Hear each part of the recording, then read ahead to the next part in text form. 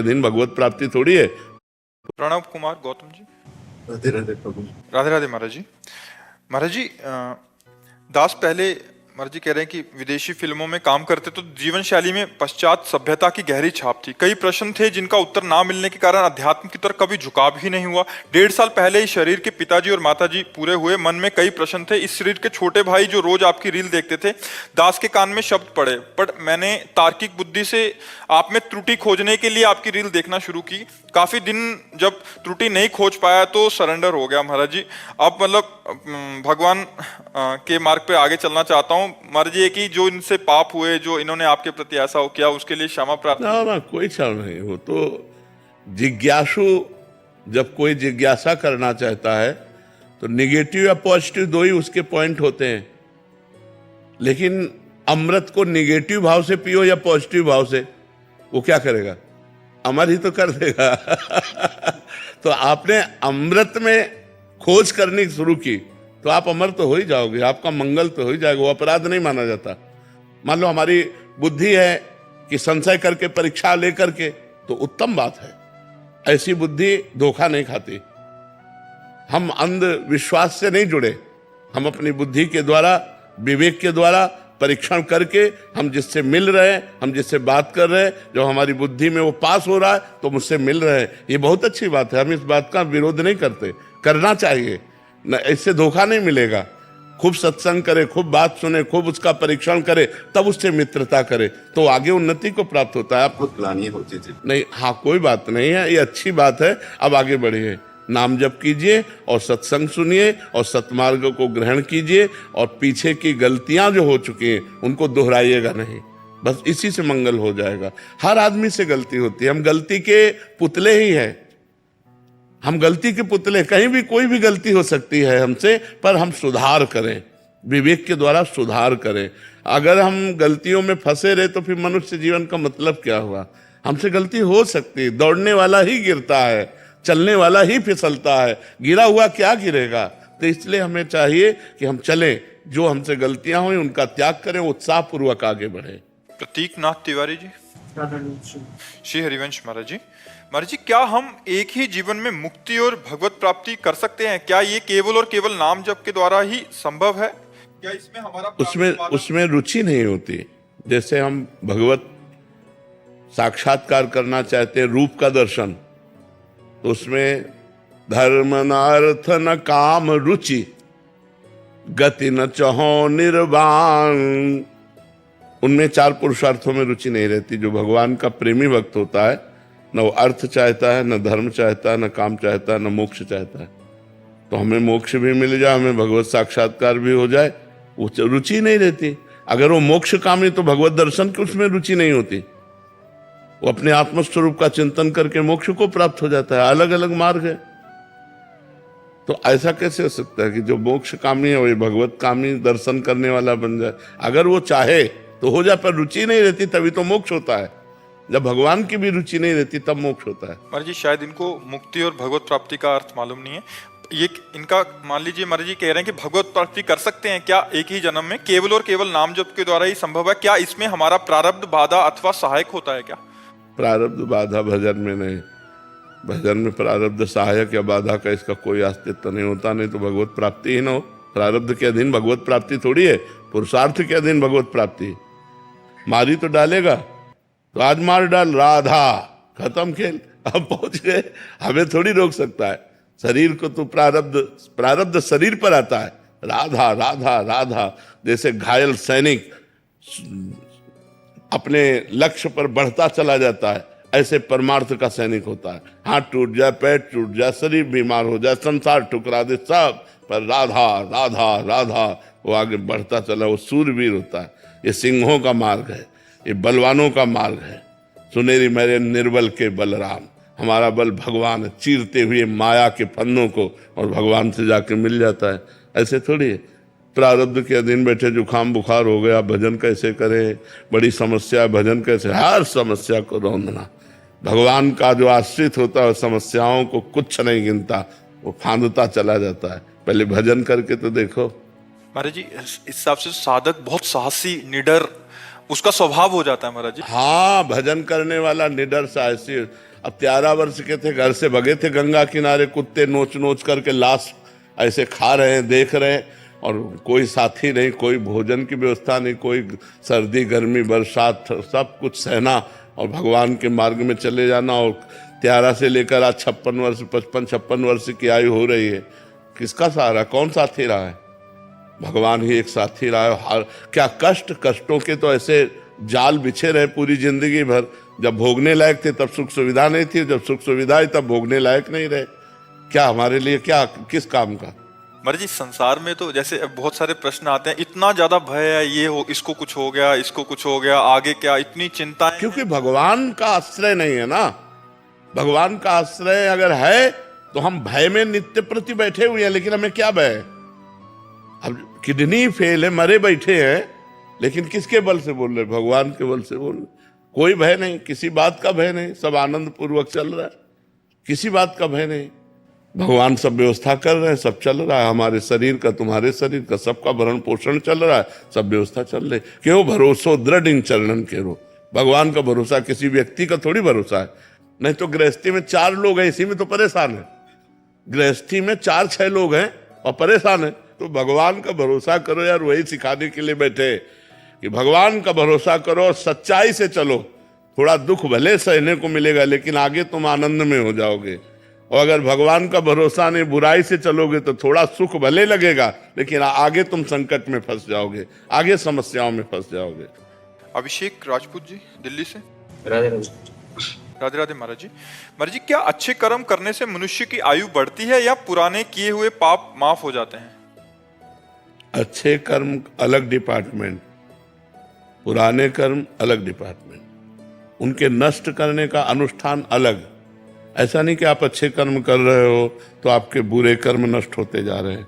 नहीं, बुरे कर्म आपको दंड देंगे। अच्छे कर्म आज जो कर रहे हो, कल आपको अच्छा ही देंगे, अच्छा फल देंगे, सुख देंगे, लेकिन वो बुरे कर्म नष्ट नहीं होंगे। उसके लिए अलग सिद्धांत बनाया गया है कि आपके शुभ अशुभ दोनों कर्म कैसे नष्ट हो सकते हैं, आप कैसे भगवत प्राप्ति कर सकते हैं। और आयु नहीं बढ़ती, अच्छे कर्म करने से आयु नहीं बढ़ती, क्योंकि आयु तो जो विधना ने लिख दिया, छठे राव के अंक, राय घटे न तिल बढ़े रहुरे जीव निशंक, वो तो उतनी ही आयु है। हाँ, घटा सकते हो आप। संत हत्या कर दो, आप वैष्णव हत्या कर दो, कोई बड़ा अपराध कर दो, तो आपकी आयु तत्काल नष्ट हो जाएगी। साधु अवज्ञा तुरंत भवानी, कर कल्याण अखिल के हानि। बढ़ा नहीं सकते। आयु जितनी है उसको ऐसे बढ़ा सकते हो कि जैसे 100 श्वासें हैं, अब आपने प्राणायाम के द्वारा 50 श्वास रोक ली तो आपकी 50 प्लस हो गई, आगे आयु बढ़ गई। बकाया वो श्वास उतनी ही रहेगी। श्वास में एक भी श्वास बढ़ने वाली नहीं है।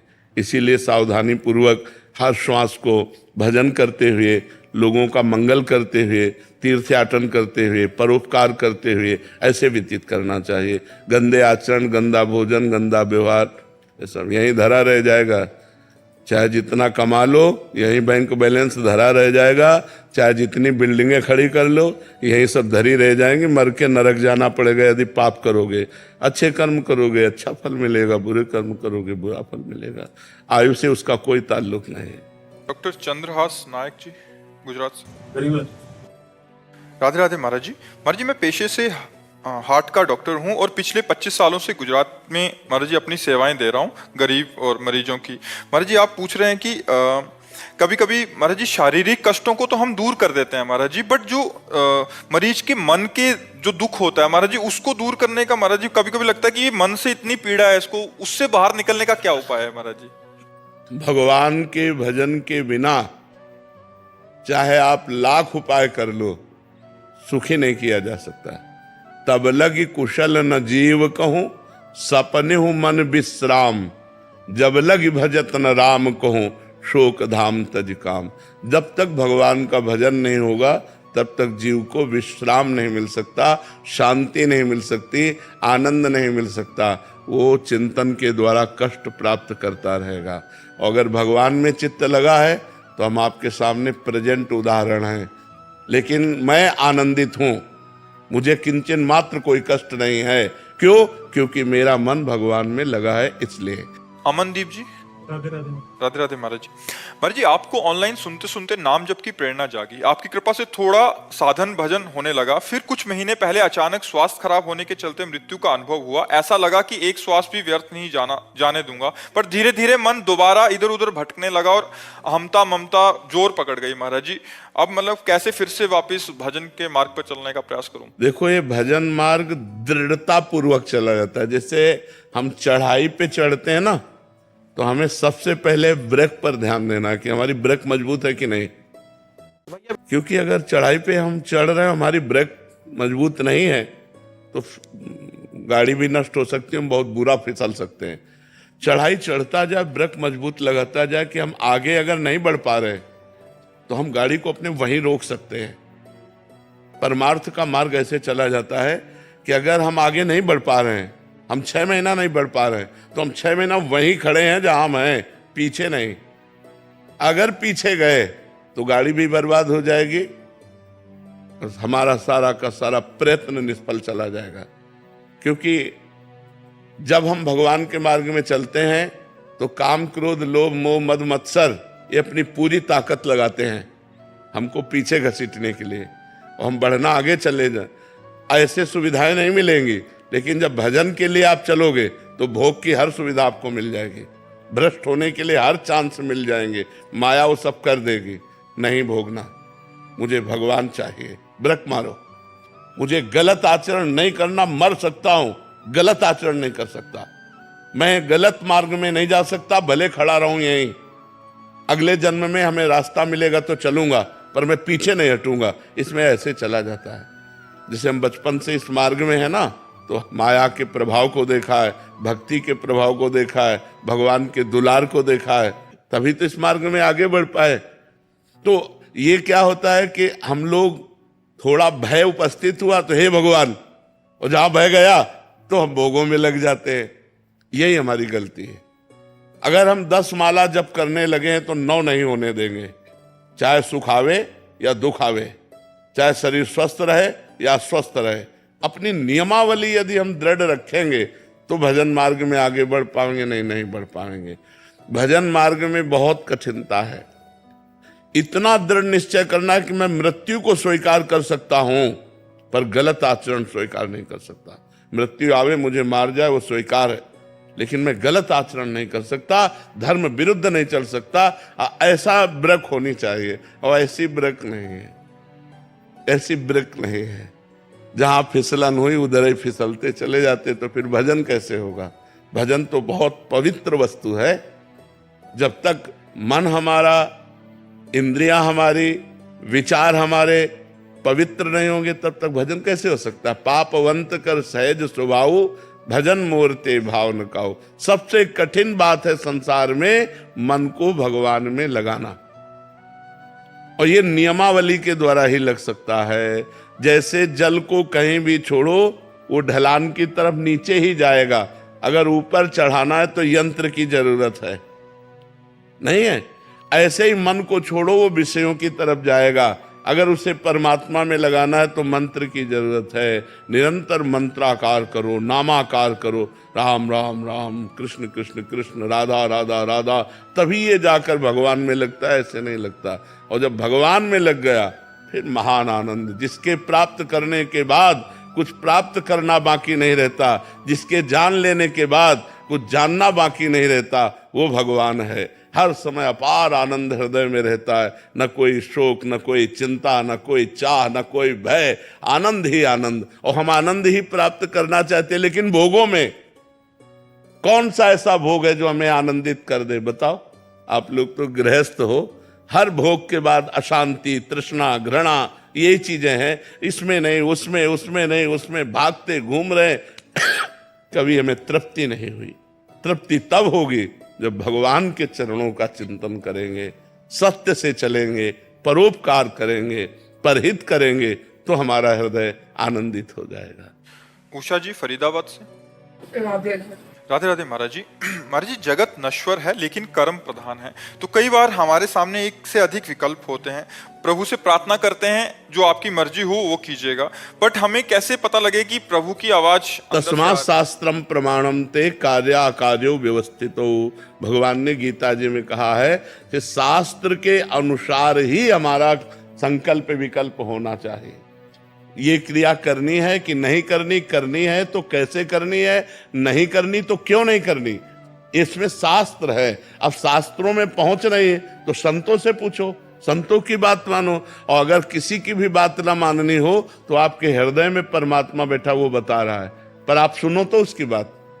कोई भी कार्य आप गलत करने चलेंगे तो आपके अंदर आएगा गलत है, आएगा आपके अंदर एक बार संकेत आएगा गलत है। सही करने चलोगे तो अंदर उत्साह और शीतलता आएगी, सही है सही है। तो उस बात को हम समझ नहीं पाते, तो हमें लगता है प्रगट में सत्संग सुनना चाहिए, शास्त्रों का स्वाध्याय करना चाहिए, जिससे हमारी बुद्धि को ये ज्ञान तो हो कि मुझे क्या करना चाहिए क्या नहीं करना चाहिए, और जो करना चाहिए वो कैसे करना चाहिए, जो नहीं करना चाहिए वो क्यों नहीं करना चाहिए। ये सब शास्त्रज्ञ महापुरुषों से या शास्त्र के द्वारा हमें ज्ञान होगा। ये हमको ऐसे संसारिकता में तो ज्ञान होगा नहीं। इसीलिए शास्त्र स्वाध्याय की आज्ञा है कि रोज शास्त्रों का स्वाध्याय करना चाहिए, रोज सत्संग सुनना चाहिए, रोज सत्कर्म करने चाहिए, जिससे हमारी बुद्धि पवित्र हो, हमारी आत्मा की आवाज को सुन सके। हमारे अंदर दो आवाजें आती है, एक मन की आवाज और एक आत्मा की आवाज। मन की आवाज को कंट्रोल करें आत्मा की आवाज से। अगर आत्मा की आवाज मानेंगे तो मन को शासन में ले सकते हैं, अगर मन की आवाज मानेंगे तो आत्मा की आवाज सुनी नहीं पाएंगे, वो गंदगी में ढकेल देगा।